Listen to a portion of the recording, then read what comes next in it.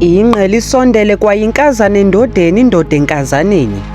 Nanjengokunintsi ludlwayiza luxela uNoah ephuma imvula isina besiya emdavazweni sogqiba babuye nezisu ezidumbileyo kunzima uchaza uyise. Umdavazo sewankqenkqeza phambili, abanye baxolele ukuyeka imfundo nekamva labo ngenxa yendoda. UPhapham utyityimbise esithi abantu mabakhe bathi xha ekumitheni nanjengoko urhulumente engenamali.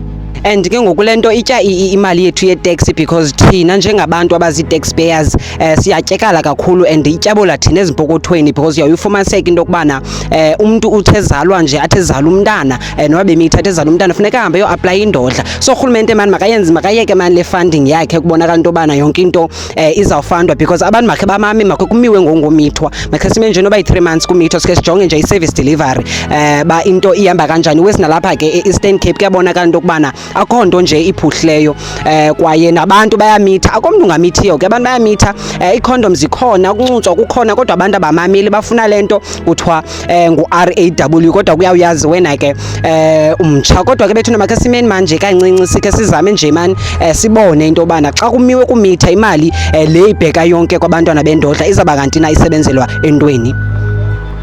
Le ntombazana inesori njalo isithi unintsi lwamadoda amithisayo nganga nendeje.